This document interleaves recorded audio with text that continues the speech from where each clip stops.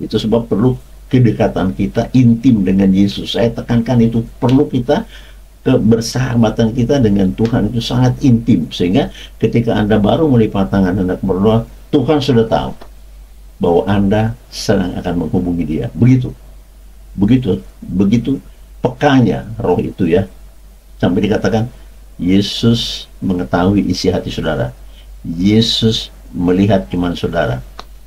Saya selalu terus ingatkan nih, jangan lupa ya, kita jangan hoak, jangan bohong-bohong, karena Tuhan ya tahu apa yang kita kerjakan, sangat tahu.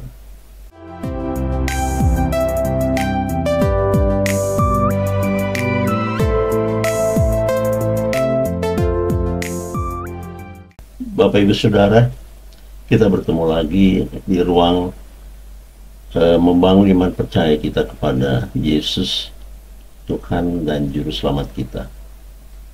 Pada kesempatan ini sebenarnya saya hendak menyampaikan sebuah evaluasi ya. Artinya gini, ada banyak yang sudah saya coba sampaikan bagaimana atau ayat-ayat yang sudah saya bacakan dan sampaikan kepada Bapak Ibu yang mengikat kita supaya kita hidup di hadirat Tuhan, hidup di hadapan Tuhan sesuai keinginannya, yaitu hidup di dalam roh dan kebenaran. Bapak Ibu Saudara, hidup di dalam roh dan kebenaran bukan hidup yang gampang, hidup yang harus dijalani dengan sebuah perjuangan ya, melepaskan, menanggalkan sifat-sifat duniawi. Karena kata kudus di sini berarti kita sudah tidak mencampuri urusan dunia lagi. Bukan berarti kita nggak makan dan minum, nggak bekerja, bukan begitu. Tetapi hal-hal yang berbau bertentangan dengan firman Tuhan kita sudah lepaskan. Ya, tidak lagi seperti itu. Karena kita akan dihadapkan dengan kehidupan yang spiritualis. Artinya kita bersandar kepada kebenaran firman itu sendiri. Maka dikatakan oleh Yesus begini, jika kamu tinggal di dalam aku dan firmanku tinggal di dalam engkau, maka mintalah apapun itu juga akan kuberikan kepadamu. Jadi syarat itu diperlukan. Nah, oleh karena itu Bapak Ibu Saudara, pada kesempatan ini saya akan merangkum hal-hal yang pernah saya kemukakan. Jadi sebetulnya iman percaya kita atau kepercayaan kita, keyakinan kita kepada Yesus Putra Allah itu membuat kita selamat. Kenapa? Karena sering sekali kita baca, saya dapati di Perjanjian Baru, di sepanjang pelayanan Yesus selama 3 tahun setelah dibaptis di Sungai Yordan oleh sepupunya Yohanes Pembaptis, lalu melayani. Dalam pelayanan itu selalu dikeluarkan kata-kata, jika selesai melayani, imanmu telah menyelamatkan engkau, imanmu telah menyelamatkan engkau. Lagi dikatakan, jadilah padamu seperti yang kau percaya. Itu selalu dimeteraikan ya kepada semua orang yang dihadapinya, semua orang yang dilayaninya, siapapun mereka yang dipulihkannya gitu ya. Pulanglah, dosamu telah diampuni. Nah, itu dikatakan juga ya. Jadi kalau kita lihat dari pembelajaran kemarin, apa yang dikatakan oleh Yohanes Pembaptis dan Yesus sendiri, bertobatlah engkau karena kerajaan Bapa atau kerajaan Allah sudah dekat. Lalu di Kisah Para Rasul, Petrus juga menyatakan, bertobatlah engkau, berilah dirimu dibaptis di dalam nama Yesus Kristus, supaya dosamu diampuni dan kepadamu dikaruniakan. Nah, engkau mendapat karunia Roh Kudus. Perhatikan baik-baik. Jadi di sana disarankan untuk bertobat. Bertobat itu bahwa kita melapor, menyatakan dengan hati kita yang murni, yang tulus dan jujur, Tuhan, aku tidak lagi pro dengan dunia. Aku mau ikut dengan pengajaranmu. Nah, bila ini dilakukan berarti kita bukan cenderung, kita pastikan perbuatan-perbuatan selama ini yang kita pro dengan dunia, kita lepas. Misalnya contohnya gini, tadinya seorang bapak suka minum, ya, minum apakah bir, apakah tuak, apa itu, lepaskan. Sebenarnya yang dimaksud di sini adalah menjaga kesehatanmu. Kalau kita minum terus alkohol, kan lama-lama tubuh ini jadi rusak. Tidak dianjurkan. Bahkan dikatakan, ya kasihi sesamamu seperti engkau mengasihi dirimu. Nah, kalau kita kembali ke ayat itu, kasihi sesamamu, manusia, tetangga, saudara, siapapun itu, seperti dirimu mengasihi dirimu. Kita harus mengasihi, merawat. Jangan biarkan tubuh kita rusak, kan harus kita rawat itu. Dan yang paling utama adalah kasih Tuhan Allahmu dengan cara apa? Karena ada yang bertanya nih, Pak, caranya mengasihi Bapa Surgawi yang tidak kelihatan itu apa? Anda menjadi pelaku firman. Lakukan firman itu dengan tulus, murni, dan dengan sebenar-benarnya, mempercayai firman itu adalah kebenaran. Seperti katakan Yesus, akulah jalan kebenaran hidup. Nah, di sana dikatakan Alkitab, engkau dan saya sudah mengasihi Bapa. Maka Yesus berjanji, demikian juga aku mengasihimu, dan aku bersama dengan Bapa akan bersama denganmu. Wah, ini dasar. Ini janji-janji yang dasar. Bukan janji kaleng-kaleng, bukan omong-omong, bukan hoak, bukan janji palsu. Itu pasti.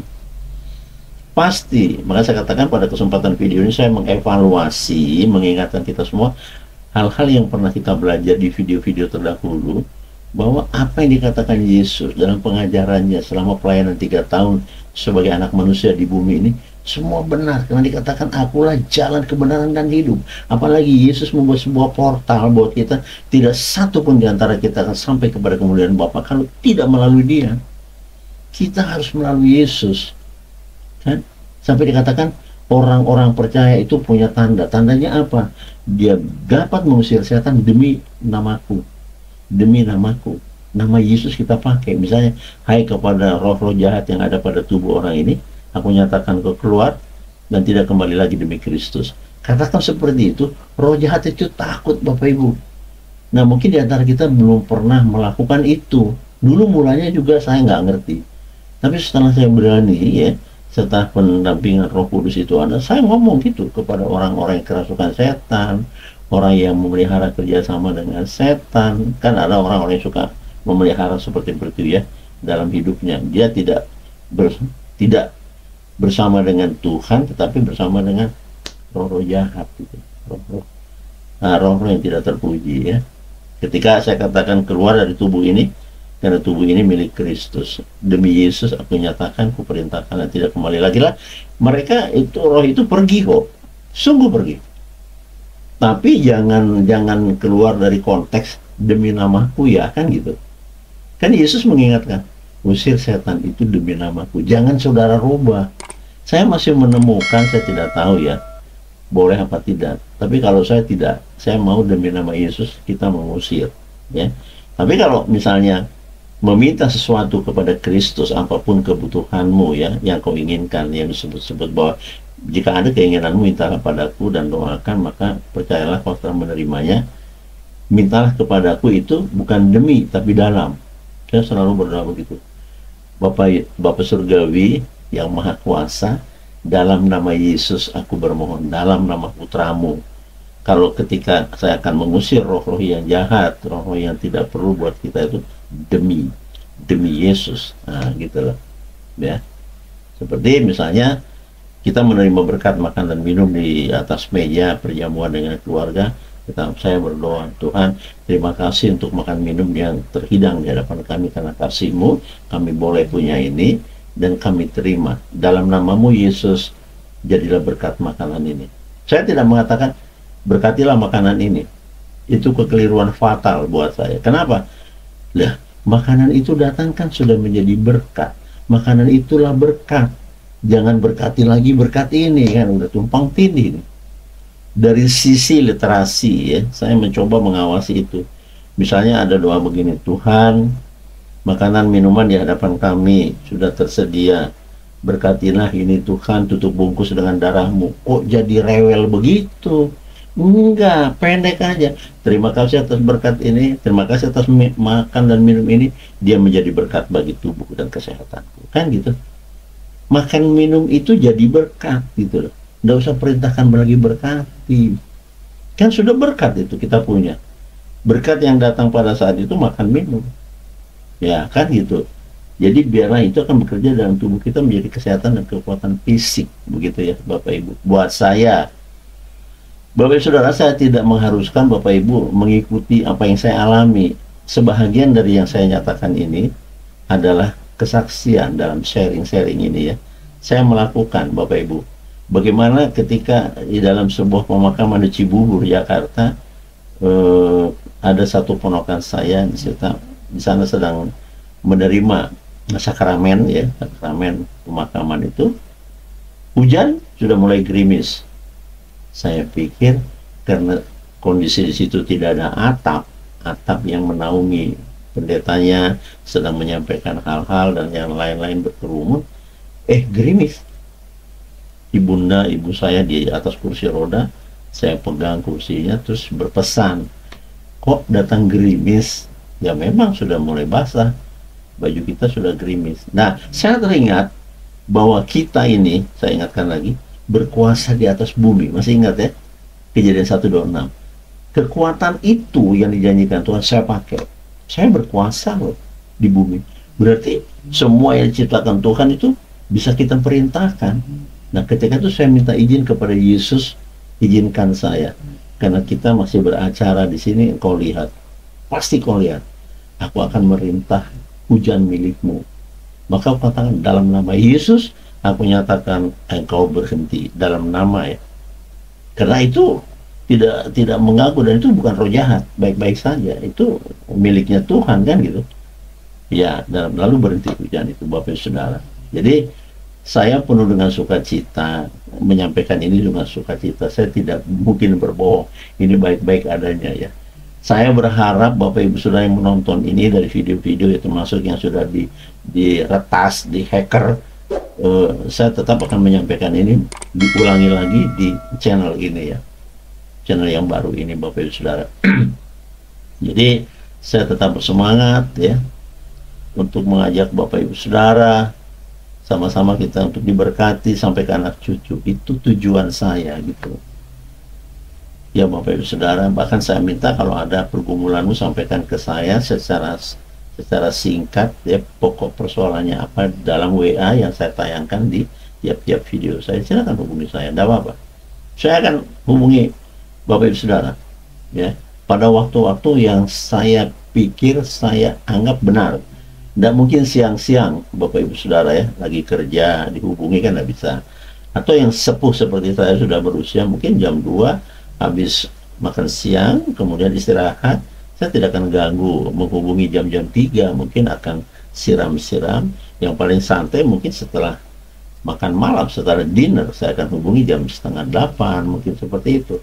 Jadi saya juga harus mencari celah, jangan sampai wow Pak Pendeta menghubungi kita lagi istirahat, nah kan dibilang saya yang dungu lagi nanti. Jangan, enggak, saya mau saling menghormati ya. Yang jam kerja, saudara-saudara yang masih muda, yang masih menjabat punya pekerjaan dikasih Tuhan ya, saya tidak akan ganggu jam itu. Paling kalau saya minta izin jam berapa nanti bisa dihubungi. Hampir tidak pernah saya bilang hubungi nanti saya jam sekian, enggak. Saya yang akan menghubungi Bapak Ibu. Saya ya, saya berikan kemudahan, karena kalau saya waktunya tidak ada, Anda menghubungi saya kan repot itu. Saya begitu longgar atau jam berapa saya longgar, saya berikan waktu. Bisa saya hubungi nanti jam sekian, nah gitu loh. Kita kompromi dulu. Bapak Ibu Saudara, kita kembali ke masalahnya. Jadi yuk latihan ya Bapak Ibu Saudara, latih kemampuanmu melakukan firman itu. Itu perlu sebuah keberanian ya. Jangan cuma dibaca, dipelajari, dipahami, diimani, tapi nggak dilakoni. Ya itu kan udah salah itu. Lakukan. Pada mulanya pasti ada rasa takut. Bener nggak sih orang yang sakit saya doakan dia akan sembuh? Nah, ada pomeo, ada yang hal-hal yang salah di luar sana. Ada beberapa orang saya doakan, Pak, tiba-tiba dia 2 hari lagi dia dipanggil Tuhan. Wah, jadi ngeri ya. Jangan punya pikiran seperti itu. Itu kan urusannya Tuhan sudah dijemput kan gitu ya.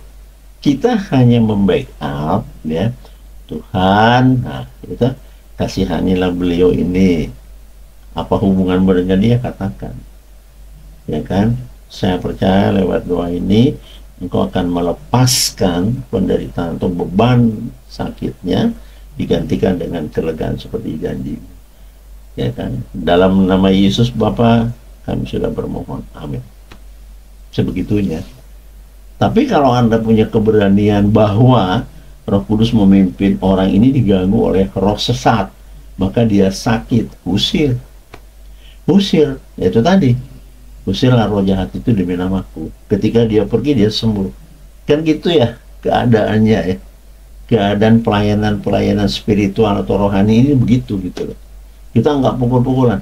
Jadi di dalam kerohanian ini, spiritual ini, kita sedang melawan roh, ya. Kita sedang melakukan pertarungan dengan roh dan sama-sama tidak kelihatan. Kitanya kelihatan, mereka lihat kita. Saya katakan mereka itu roh. Roh itu melihat Anda dan saya, tapi kita tidak melihat mereka. Yang perlu di sini iman. Melalui iman percaya itulah kita berjalan, Bapak Ibu Saudara, ya. Nah, jadi kembali lagi, saya menginginkan ada banyak kesaksian diberikan kepada saya dalam melalui WA boleh atau telepon apa saja, supaya saya bisa tayangkan bahwa saya sudah berdoa untuk Bapak Ibu Saudara dimanapun tempatnya ya. Ada yang di Timur Leste, ada di Hong Kong, ada di Kuala Lumpur, ada yang di Kalimantan yang paling jauh, ada di Pontianak, di mana itu, di Irian, di Ambon, Manado, banyak sekali. Nah, kesaksiannya sederhana. Kalau ya sudah pemulihan itu terjadi, entah itu hutang jadi lunas, entah itu penyakit bebannya sudah dicabut sehingga sekarang menjadi sehat, apakah situasi kondisi rumah tangga itu yang tadinya suka ribut saja, ya suka kacau, tidak damai, sudah menjadi damai, apakah anak-anak sudah bisa diatur, artinya sudah menjadi baik hubungan dengan anak, ya sudah tidak seperti dulu sebelum kita bersama-sama belajar dan berdoa. Ada perubahan, Tuhan sudah beritahu, syukuri itu dan saksikan kepada saya. Bisa melalui WA tersebut, nanti saya akan sampaikan di sini sebagai kesaksian ya, Bapak Ibu Saudara. Jadi baiknya kalau dibuat video pendek, jadi ada sebuah pengakuan ya, misalnya melalui HP dibuat rekaman pendek ya 30 detik, 40, nggak sampai 1 menit, nggak apa-apa, hanya mengatakan bahwa kami sudah di jamah Tuhan, Tuhan sudah mengabulkan permintaan kami, bla bla bla bla bla, kami bersyukur. Saya tayangin gitu ya, tidak harus, bantu saya kalau boleh kan itu. Memperkuat posisi kita bahwa kita benar-benar bekerja, bahwa roh Tuhan itu juga melingkupi kita dan menopang kita bekerja, bahwa nama Tuhan dipermuliakan melalui layar-layar ini dan kesaksian ini. Jadi kerja, ada bukti, ada teman-teman yang sudah dipulihkan, ya. Kalau nanti saya ngomong doang itu, alah, jangan-jangan Bapak ini ngarang. Saya tidak mau dibegitukan. Jadi harus ada yang otentik, walaupun sebenarnya sih jangan seperti Thomas ya, tidak percaya kepada teman-teman. Kemarin Yesus datang lo kelihatan tangannya yang berlubang itu ada, sama yang kena lembing di bagian perutnya dan sebagainya. Tapi Thomas seorang murid yang tidak mudah percaya. Mana mungkin, Yesus sudah mati loh di kayu salib, bisa ketemu Anda semuanya 11 orang, kan muridnya 12. Saya waktu tidak hadir, kok bisa? Nggak mungkin lah. Pembicaraan ini dengar oleh Yesus. Mereka sedang membicarakan tentang Yesus yang bangkit dari kematian pada hari yang ketiga dan memperlihatkan dirinya di ke-11 muridnya minus tanpa Thomas. Ketika berdebat dengan muridnya begitu, di peluang yang berikutnya Yesus hadir di tengah-tengah muridnya, klop, dan Thomas ada di situ. Baru berkata, Thomas, bukankah engkau tidak percaya? Akulah yang kau tidak percaya. Cucukkan tanganmu di lubang ini, cucukkan di mana kau mau. Thomas gemetar. Ternyata Yesus muncul di hadapannya setelah kebangkitan di hari yang ketiga. Dasar. Nah, Bapak Ibu Saudara, kita jangan seperti Thomas semuanya. Jangan. Kita maunya jadi orang percaya. Maka dikatakan, jika kita kurang percaya, dikatakan oleh Yesus, hei, Kamu angkatan-angkatan yang kurang percaya, ya. Gimana imanmu? Nah, nggak ada iman kalau kurang percaya, apalagi tidak. Kurang aja nggak boleh. Padahal di sisi lain, sebesar biji sawi saja imanmu, kok bisa pindah-pindahkan gunung, ya? Kok bisa pindahkan, terangkat dari akar-akarnya pohon, terbantu ke dalam lautan, dia pasti akan mentaati kamu. Hebat kan? Ciptaan Tuhan pohon, ciptaan Tuhan gunung. Tidak masuk akal ini firman. Jika sebesar biji sawi saja imanmu, maka perintahkan gunung ini untuk masuk kecemplung ke dalam danau kemanapun kau mau, atau pohon-pohon ini, pohon ara, supaya dia terbantun ke dalam lautan, dia akan pergi dan dia akan taat kepadamu. Hebat nggak? Dahsyat nggak?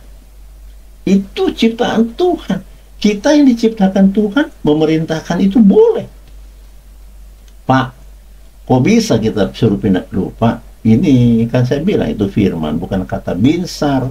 Nah, saya tidak punya apa-apa, tapi saya beruntung diberi kuasa, dan pemahaman tentang kuasa itu saya terima, saya imani. Ya, segambar serupa dengan kami, engkau diciptakan supaya engkau berkuasa di kolong langit, di atas bumi. Di bumi ini kau berkuasa. Buktinya kita disuruh mengusir setan demi nama Yesus, itu kan sebuah kekuatan otoritas yang diberikan, Bapak Ibu. Kalau tidak bisa. Bahkan iblis sendiri tidak bisa sembarangan itu diusir. Dia akan bertanya, siapa kamu? Yesus, aku kenal. Paulus, aku tahu. Lah kamu? Ah, mau sembarangan ngusir-ngusir roh jahat. Gak bisa. Anda, saya, kita di dalam ini harus ada roh Tuhan. Maka dikatakan, jika engkau tinggal di dalam aku, kan gitu kata Yesus, dan firmanku tinggal di dalam engkau. Firman itu sendiri Yesus sebetulnya, kan gitu. Pada mulanya firman itu bersama dengan Allah, Allah itu firman. Jadi firman itulah yang menjelma jadi Yesus. Nah, firman Yesus tinggal di dalam saya, berarti Yesus itu sendiri di dalam saya, gitu loh. Yo, Bapak coba pikirkan, jika si Binsar tinggal di dalam Yesus, dan Yesus tinggal di dalam pribadi dan jiwa Binsar, oh, apapun yang aku katakan pasti jadi. Itu sebab tidak ada yang mustahil. Kan nanti larinya ke situ. Maka saya katakan tadi, video ini saya khususkan mengevaluasi apa-apa yang sudah saya tayangkan, yang saya katakan, dan apa-apa juga yang sudah diajarkan Tuhan di antara kita seperti ini. Nah, itu yang saya kemukakan lagi di sini, ya.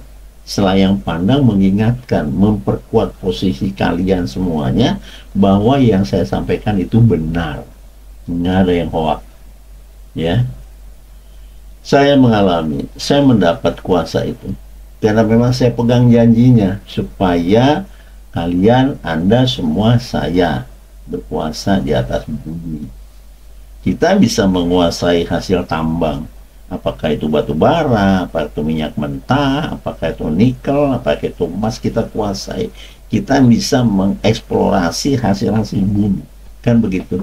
Dan hasil-hasil laut, ikan, ya kan? Dan semua kita kuasai, semua kita kuasai. Jadi di tangan kita.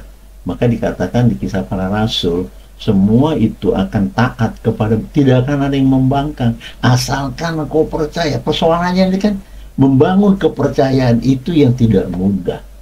Ada saja godaan yang membisikkan, mana mungkin, kan gitu ya. Muncul godaan-godaan yang membisikkan, tak mungkin. Contohnya begini, ada yang memerlukan sepeda motor, kita dari yang kecil aja dulu, jangan terus yang besar nanti jadi nggak masuk akal. Memang nggak masuk akal. Ada yang memerlukan sepeda motor, ya, dengan catatan mungkin akan dibeli cicil, nggak masalah. Tapi yang penting kan akan menguasai, mempunyai, ya. Nah, sekarang ketika Anda menginginkan itu, dikatakan oleh Yesus, jika ada keinginanmu apapun itu, mintalah dan doakan. Minta itu kepada Yesus, ya, dan doakan. Bangunlah, dikemaslah permintaanmu, ya, dengan pengharapan lewat doamu, doa pribadi, doa secara privat. Itu sebab perlu kedekatan kita intim dengan Yesus. Saya tekankan itu, perlu kita, kebersahabatan kita dengan Tuhan itu sangat intim, sehingga ketika Anda baru melipat tangan hendak berdoa, Tuhan sudah tahu bahwa Anda sedang akan menghubungi Dia. Begitu pekanya roh itu ya. Sampai dikatakan Yesus mengetahui isi hati saudara. Yesus melihat cuman saudara. Saya selalu terus ingatkan nih, jangan lupa ya. Kita jangan hoak, jangan bohong-bohong, karena Tuhan ya tahu apa yang kita kerjakan, sangat tahu ya.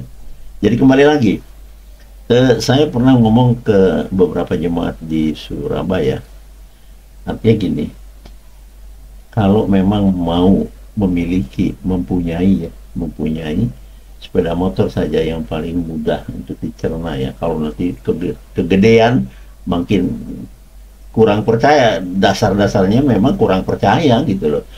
Nah, motor saja, katakan saja dari penghasilannya mungkin mau dicicil, itu pun harus cermat dihitung, cermat ya kan, bisa nggak ini proyek ini akan didanai dan penghasilan tadi tidak terganggu, kehidupan dan anak-anak, makanan apapun yang ditopang oleh penghasilan tidak terganggu. Tapi kalau terganggu jangan, tinggal menunggu mujizat kan gitu.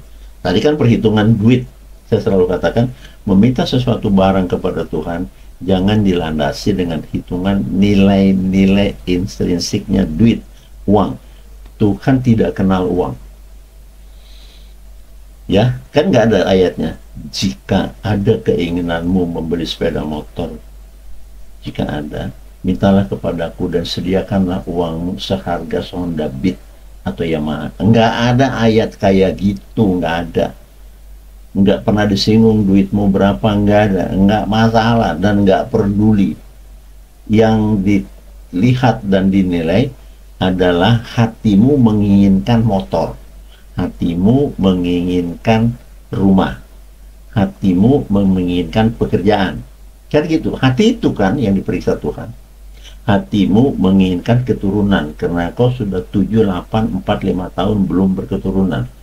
Hatimu yang dilihat. Oleh karena itu dikatakan, aku tidak butuh persembahanmu, yang kubutuhkan hatimu. Jadi kita berserah ya, apa yang di hati kita. Maka itu tidak boleh dusta.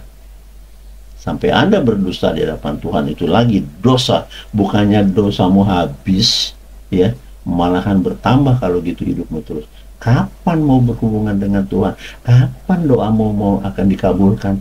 Kapan kita punya nilai-nilai baik secara rohani atau spiritual di hadapan Sang Pencipta langit dan bumi? Kapan? Kita nggak pernah bersih gitu loh. Padahal Tuhan selalu menunggu. Coba disediakannya paket bertobat, itu berarti Tuhan sudah berjuang supaya kita selamat. Maka dikatakan selalu oleh Yesus, pulanglah, imanmu telah menyelamatkan engkau. Pulanglah. Yang lumpuh bisa berdiri, yang buta bisa melek, yang bisu bisa ngomong, yang tuli bisa mendengar. Pulang. Karena imanmu percaya kepadaku, yang tuli bisa mendengar. Kan begitu ya Bapak Ibu. Nah jadi kalau cuma mau sepeda motor Beat atau Yamaha atau Suzuki yang harganya kisaran nggak sampai 30 juta, itu mah terlalu kecil itu. Jadi yang perlu dipasang di sini iman. Tuhan, Engkau tahu kalau saya harus membiayai sepeda motor yang aku inginkan itu sebagai sarana, ini kebutuhan ya. Aku ingin mempunyai karena butuh mengantar istri kerja, misalnya kasusnya begitu, mengantar anak-anak saya sekolah masih kecil, dan termasuk biar bisa ku kendarai pergi ke kantor. Satu kendaraan itu akan dipakai rame-rame oleh keluargaku. Berbelas kasihanlah Yesus Tuhan, karena Engkau yang mengizinkan. Mintalah apa yang Kau inginkan, itu kebutuhan ya. Bukan untuk urakan, untuk show, mempertontonkan tetangga dan keluarga. Oh no, nggak mau. Tuhan tidak mengizinkan Anda punya jiwa yang sembrono, jiwa yang sok kaya, sok memamerkan semua. Enggak, Tuhan tidak mau. Tuhan mau hati kita yang merendah di hadapannya dan di hadapan semua. Jangan keras hati, jangan. Nggak boleh sombong, nggak boleh ya. Jadi itu yang Tuhan mau Bapak Saudara. Jadi jangan takut. Ini kebanyakan masih takut. Saya teruskan ya, teman-teman di Surabaya, saya anjurkan. Kalau yang belum punya rumah ya, Sekarang sudah berhadapan dengan saya ajarkan ini. Dulu ketika belum jadi jemaat saya mungkin masih linglung. Gimana punya rumah, sudah 15 tahun ke sewa kontrak terus atau kos-kosan terus, duit saudara habis, rumah tetap bukan milikmu. Kan dibayar terus 400 kira-kira gitu kos-kosannya kan ya. Nah kalau 10 bulan sudah 4 juta. Kalau 10 tahun, wow, banyak sekali ya. Sudah sekian puluh juta. Jadi saya ingatkan, Tuhan tidak bicara tentang nilai-nilai duniawi, yaitu uang, enggak. Keinginanmu, rumah, motor, mobil, pekerjaan, pangkat, minta, gitu loh. Kalau itu saja saudara tidak pernah minta, ya. Lalu Yesus juga ngomong, jika kamu sampai hari ini tidak mempunyai apapun, karena kamu belum meminta kepadaku apa itu dalam namaku. Diingetin loh, Tuhan itu baiknya luar biasa ya, dahsyat ya. Kalian belum pernah sesuatu meminta karena belum punya itu diingatkan Tuhan gitu. Jika kamu sampai hari ini belum punya, belum memiliki itu, karena kau belum minta, diingetin. Hei, dahsyat Tuhan Yesus, supaya kita ingat coba. Karena itu setelah membaca ayat ini, mintalah, pasti dipenuhi. Gak mungkin Tuhan kita ini berbohong sobat, nggak mungkin ya. Oke, kalau ke situ Anda masih was-was, waduh gimana ya, jangan-jangan ini nggak dikasih. Nah, Anda mulai ragu, cemas, bimbang, ragu, nah, tidak percaya tuh ya, ya nggak akan jadi. Sebab dikatakan, apa yang kau minta percayalah akan kukasih. Nah, menempelkan percaya kepada Tuhan yang begitu dasar dan begitu kaya itu, Anda tidak melekat dengan bagus.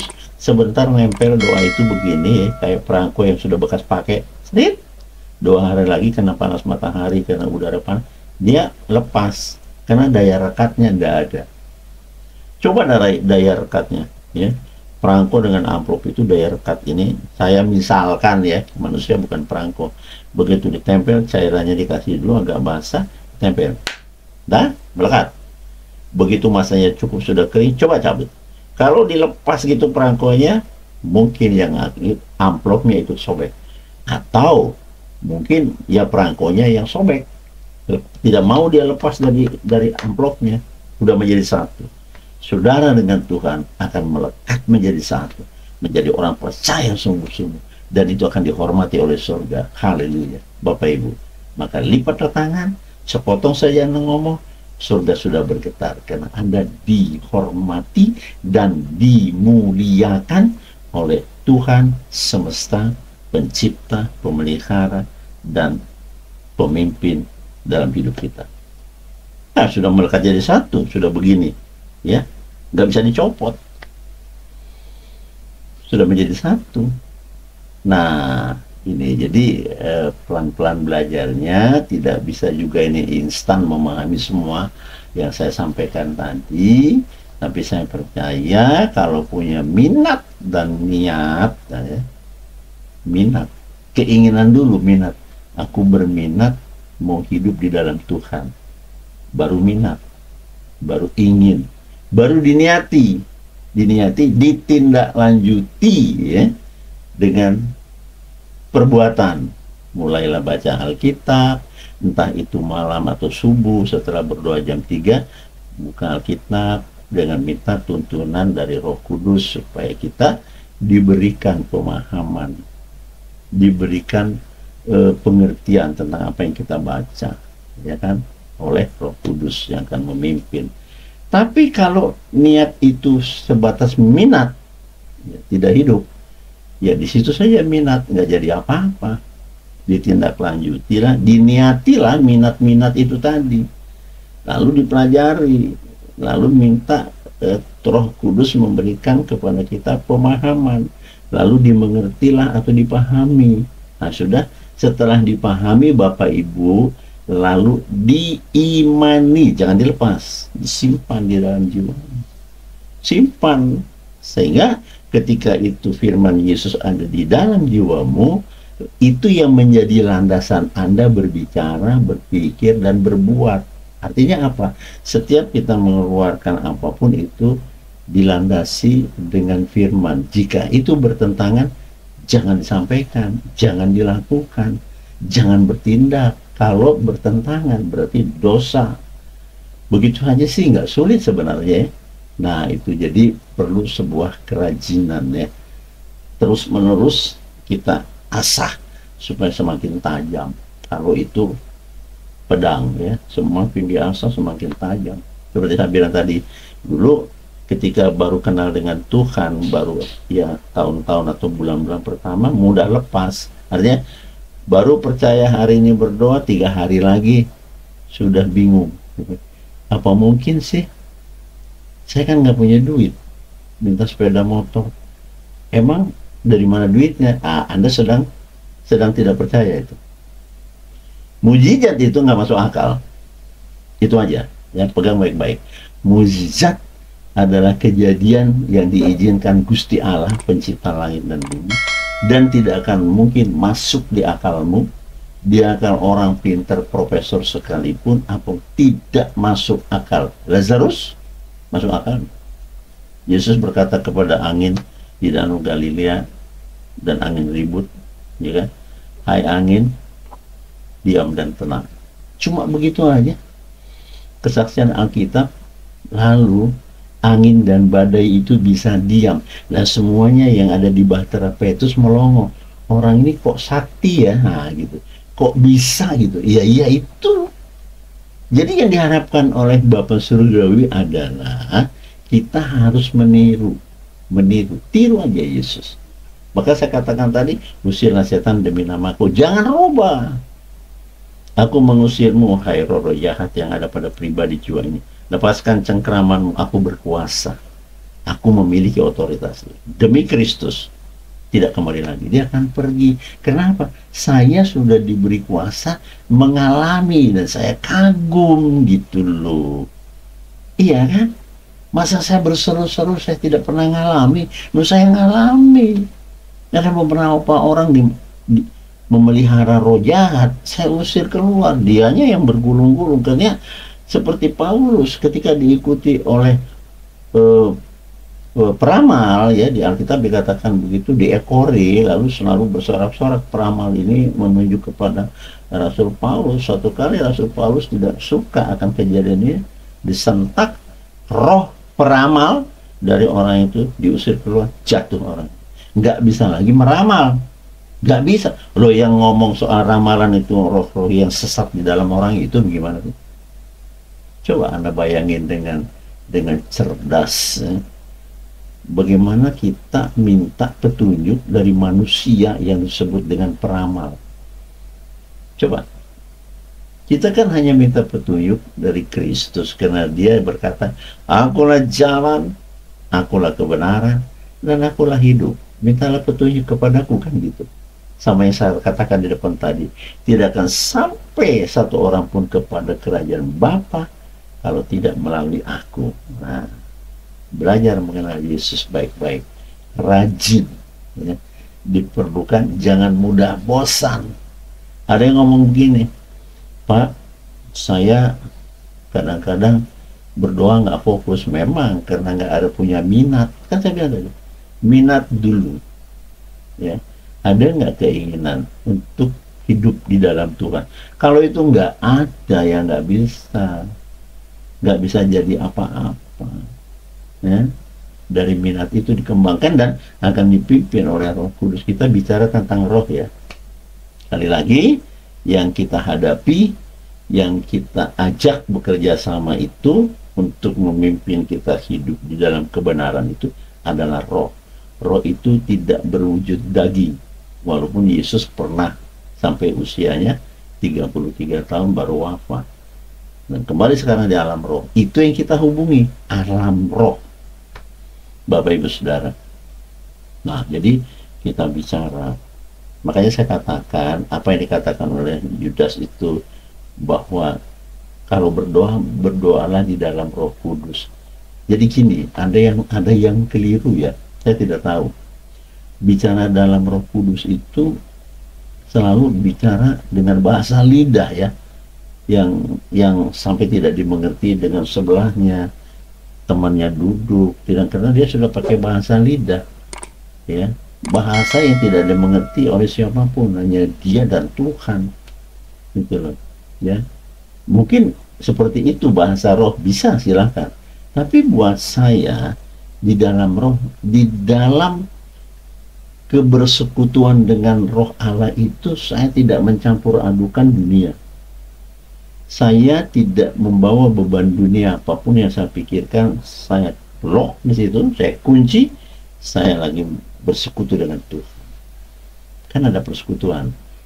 Izinkan aku bersekutu denganmu, ya Allah, di dalam nama Yesus. Baik-baik saja bicara. Supaya momen itu jadi. Nah, Anda dari hati yang paling dalam dan paling hormat, memuliakan, mengagungkan Tuhan, nah bisa sampai kepada klimaksnya Anda bicara karena Anda tidak sanggup berjalan sendiri dalam hidup kecuali Tuhan memimpin dan memberi kuasa kemenangan, maka Anda jadi pemenang. Bisa-bisa yang seperti saya alami, saking masuk deep, sangat dalam ke berhubungan dengan roh Tuhan, bisa menangis. Bisa menangis.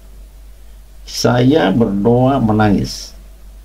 Biasanya kalau orang menangis dipukul, kesakitan, dimaki-maki, sakit hati, menangis, atau sukacita, menangis. Nah, saya dalam posisi berdoa jam 3 pagi, saya memahami Tuhan, saya ini tidak berdaya, saya manusia yang lemah, tetapi aku bangga ya Allah karena Engkau yang berjanji, mintalah kekuatan itu daripadaku, bukan hanya duit melulu, bukan hanya jabatan melulu dan pangkat, enggak, itu dunia banget.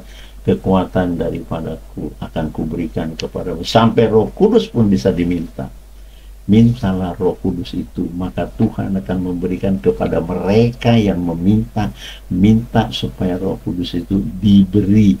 Lah yang banyak diantara kita tuh minta duit melulu sih, duit, harta, harta, duit.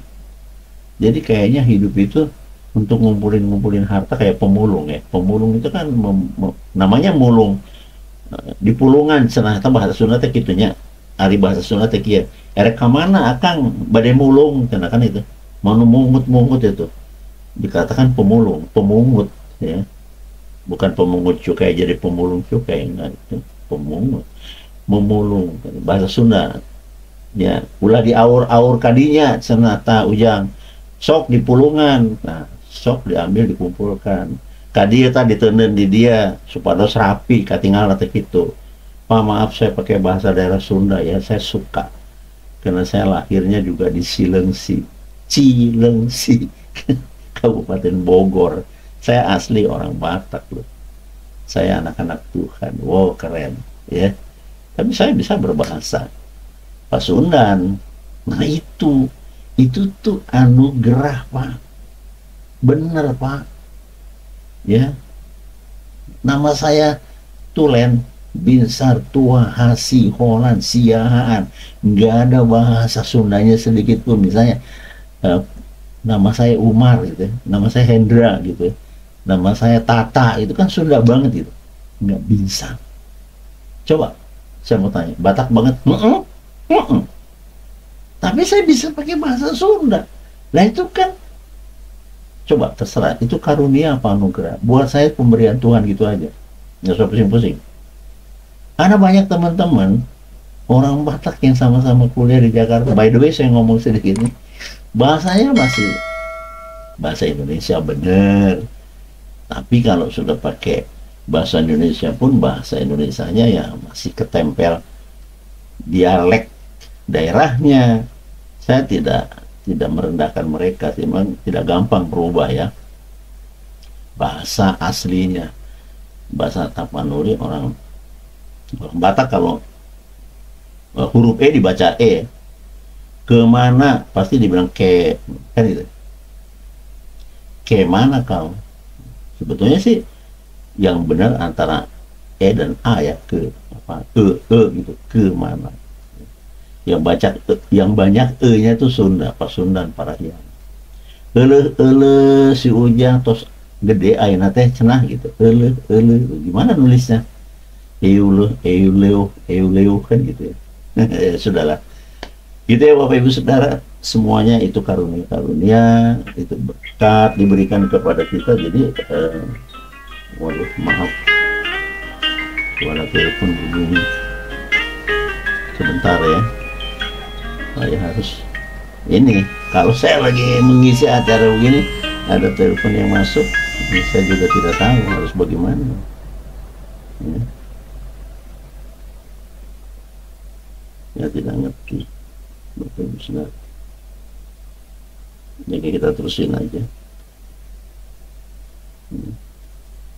Baik, saya terusin. Sedikit gangguan tidak apa-apa. Tidak akan merusak apa yang kita sedang bicarakan, kemuliaan Tuhan. Bab Tuhan berfirman, jika 2 atau 3 orang lebih membicarakan kemuliaanku, maka aku hadir di tengah-tengahmu. Jadi ketika kita berbicara baik-baik dan sukacita, membicarakan tentang kuasa kasih Allah di tengah-tengah kita yang berharap kepadanya, telepon, padahal sudah saya silent ya, saya silent, kok bisa bunyi, saya nggak ngerti. Itulah bentuk-bentuk gangguan, dan kita nggak juga jadi stres. No, biarkan saja begitu. Toh saya jalan terus, Bapak Ibu. Ya, itu hidup di tengah-tengah dunia. Ya, ada banyak gangguan seperti itu. Nah, kembali lagi supaya kita tidak kehilangan fokus. Jadi saya sarankan kepada Bapak Ibu Saudara, ketika mempelajari ini perlahan ya, nggak bisa kita seradak seruduk barbar, nggak bisa, pelan-pelan. Lalu saya selalu ngomong sama istri saya, ayo ketika kita membaca firman Tuhan, kita mau gali kerahasiaannya dengan pimpinan Roh Kudus supaya kita paham. Dulu saya nggak ngerti kudus itu apa, nggak ngerti sungguh. Tetapi setelah kita gali secara literasi, kata per kata, dan beberapa rujukan yang lain saya cari, tentu kan kita ini pintar manusia ini ya, karena Allah kita itu jenius. Kalau jenius manusia, kalau Allah itu di atas super jenius, semua serba tahu. Serba tahu. Kenapa serba tahu? Iya, saya kapan akan berakhir hidup Tuhan tahu. Yang tidak tahu saya. Dari itu kita harus takut kepada Tuhan. Iya kan? Jangan sampai Tuhan itu murka. Bapak Ibu Saudara, prinsipnya begini. Allah itu mengasihi kita semuanya. Ya, yang hidup di dalam Kristus itu Allah yang kita sembah. Jadi Yesus sampai dengan sekarang itu terus memantau kita. Memantau, mengarahkan kita supaya kita tidak terperosok di dalam kerugian besar. Apa? Kerugian apa? Kalau kita dicengkram oleh kuasa jahat, rugi. Karena Yesus berkata begini, engkau yang percaya kepadaku, jika imanmu terus bertahan, maka engkau akan kuajak ke rumah Bapa. Kira-kira begitu nadanya ya. Jika engkau kemudian akan pulang ke rumah Bapa, akan kusediakan tempat. Karena banyaklah rumah atau tempat di rumah Bapakku di surga. Kita akan satu perjamuan di dalam kemuliaan Allah. Itu kan nyaman ya. Yang ditakuti orang mungkin neraka, yang katanya akan dipanggang semua manusia di situ, di alam roh loh ya. Kan dagingnya sudah bersatu lagi dengan tanah. Dari tanah kembali ke tanah. Kan gitu sakramen Bapak Ibu Saudara. Ya, jadi takutlah akan itu. Jadi yang sekarang kita sedang hidup, yang kita mau lihat dan kita mau pergi, terminal kita adalah di surga, bukan tempat pemanggangan itu tadi. Orang-orang dajjal yang nggak benar semua akan dihukum di sana. Pada saat sudah hari penghakiman, kita maunya belok tempat yang dijadikan Yesus. Aku menjadikan tempat bagimu di rumah Bapa. Boh, dahsyat, dahsyat. Banyakkah itu? Sedikit. Karena sedikit yang rindu akan Tuhan ya. Jadi pesan saya tidak menasehati Anda, enggak. Saya berpesan ya, Hormatilah Tuhan itu yang sudah berupaya sedemikian hebat. Coba saya kasih lihat nih secara cepat. Tuhan Yesus berupaya membuat kita tidak kekurangan. Sampai dikatakan gini, jangan engkau khawatir apa yang hendak engkau makan dan engkau minum. Jangan khawatir. Karena semua sudah tersedia. Woi, keren. Jangan pula kau khawatir apa yang hendak kau pakai. Semua sudah ada. Wow. Ini kan garansi. Ini jaminan supaya kita tidak jadi liar. Oh, Tuhan sudah siapkan kok gimana. Iya kan? Sampai-sampai kalau kita menyampaikan berita baik dari Injil keluar kota kemanapun, nggak usah pikir-pikir bawa apa, ngapain, nggak usah. Badanmu saja urus, Tuhan akan menyiapkan. Di mana Anda diizinkan, ditugaskan menyampaikan firman atau khotbah atau pelayanan apapun, di sana tersedia makan minummu. Nah itu jangan khawatir, ya. Apa yang hendak kau pakai? Kamar tidurmu, kan nggak mungkin kamu tidur di pinggir jalan melayani Tuhan. Pasti kamu akan ada hotel, penginapan, semua akan dipersiapkan.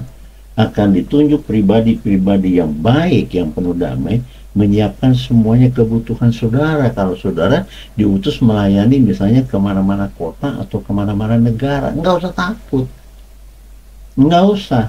Kalau Anda sudah berpikir nanti bagaimana ya ongkos saya, berarti Anda tanpa penyertaan Tuhan. Kalau Tuhan sudah menyertai apapun kebutuhanmu, apa yang hendak kau makan dan minum, Tuhan sudah sediakan. Itulah kemenangan yang ajaib bila saudara hidup di dalam Tuhan. Haleluya.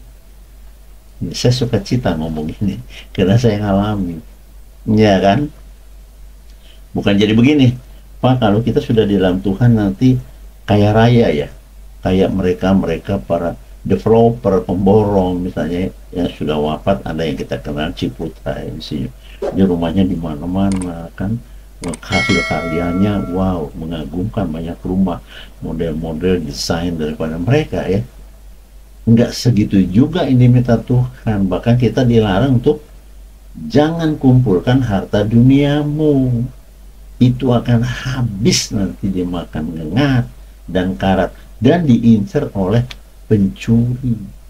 Coba kumpulkan harta surgawi. Pak, harta surgawi itu apa sih? Nah itu kuasa yang ada pada Tuhan dialihkan kepadamu. Karena kita segambar, serupa dengan Allah, maka kita juga memiliki kekuatan dan memiliki karakter ilahi. Penuh dengan kasih, kita bisa mengayomi, kita menolong semua orang, kita punya empati. Kan gitu ya, nggak barbar. Beda, Bapak Ibu sudah lihat dalam kehidupan sehari-hari.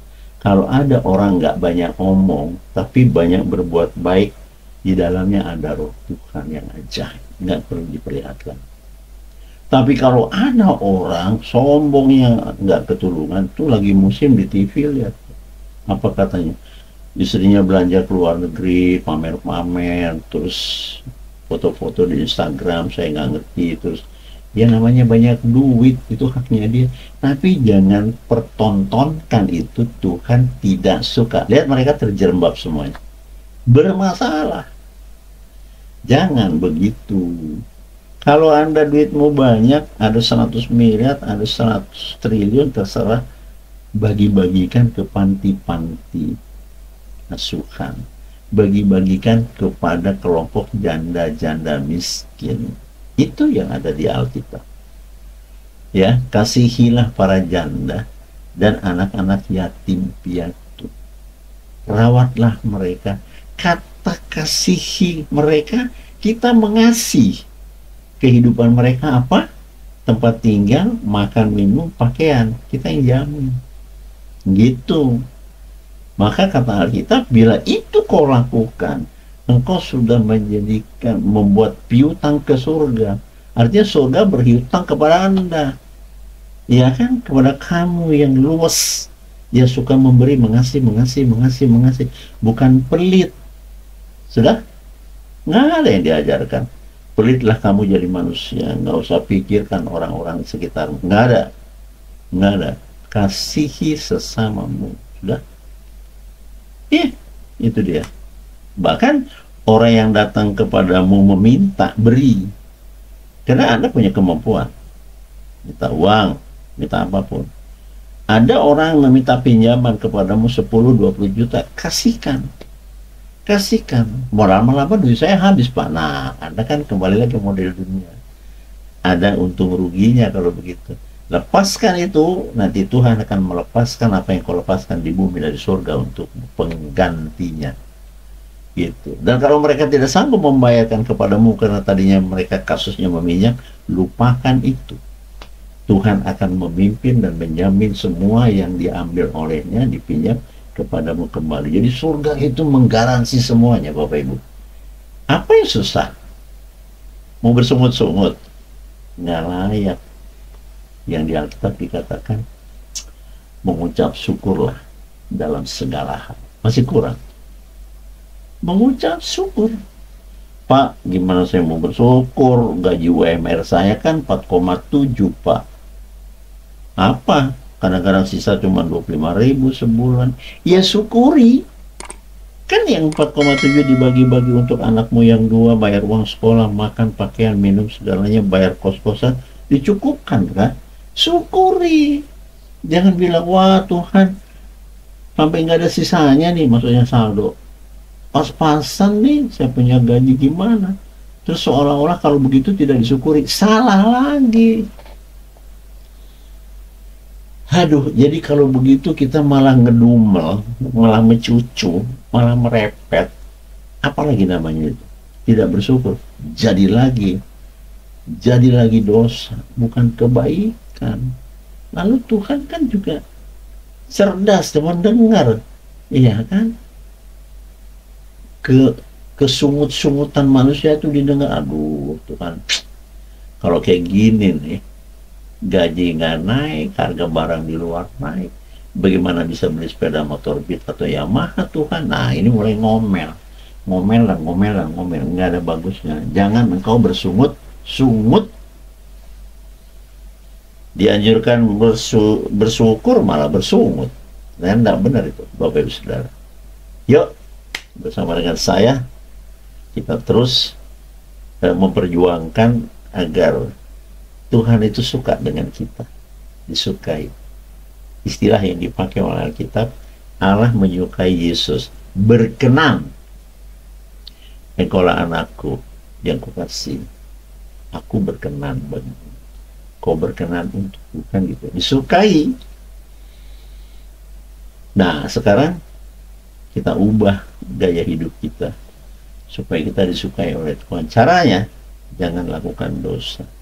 Itu saja? Enggak, minta pelepasan dosa, yaitu pertobatan.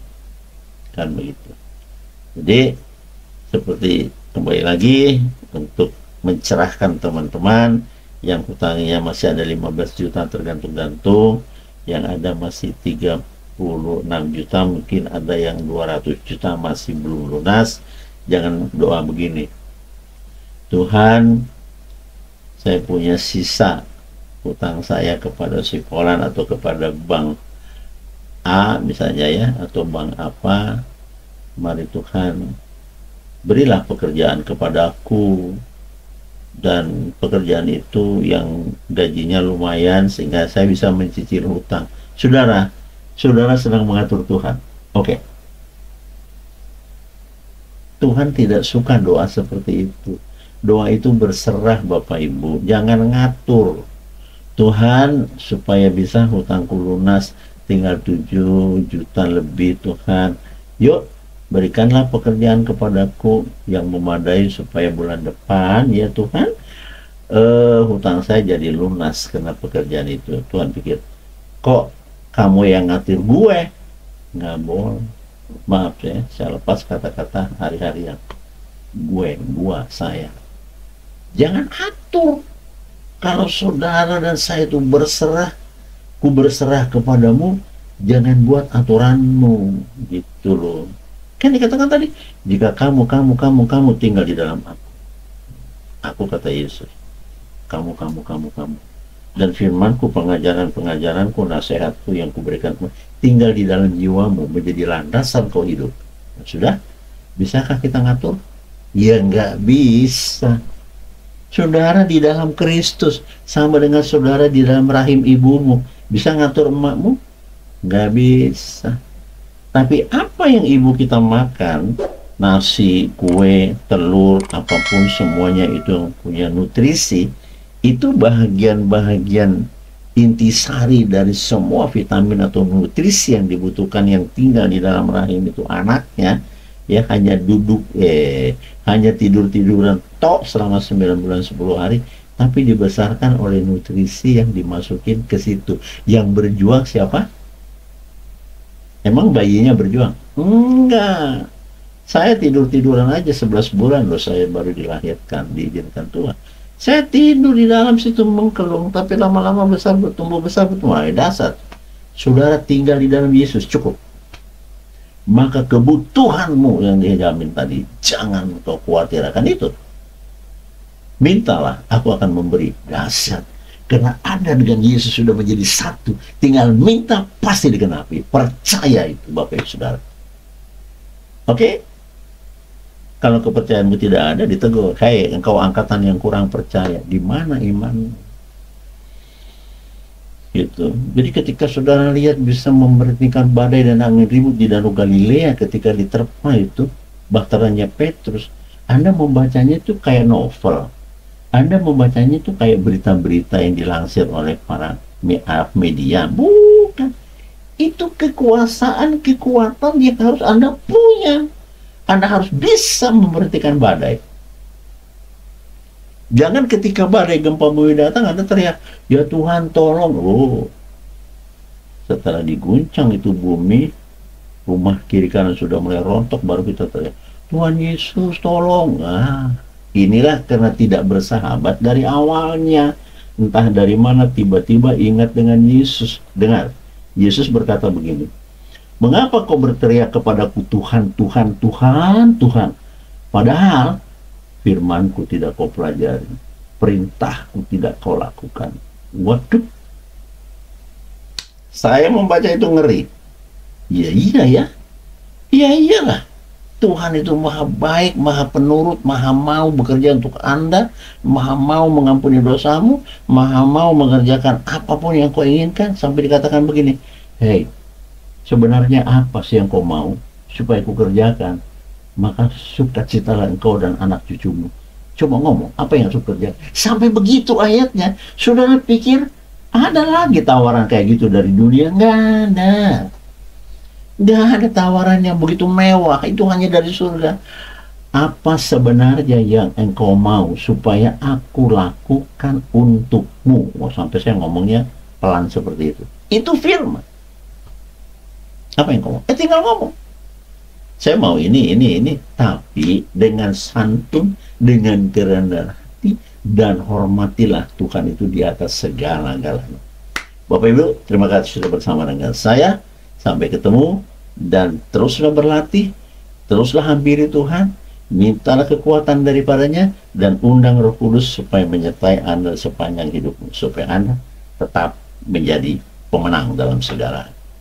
Sampai jumpa, jangan lupa subscribe video ini, bagikan kepada teman-teman, dan like, lalu nyalakan tanda loncengnya supaya notifikasi pemberitahuan datang kepada saudara bahwa ada video yang baru terbit. Sampai jumpa, Tuhan Yesus memberkati. Amin.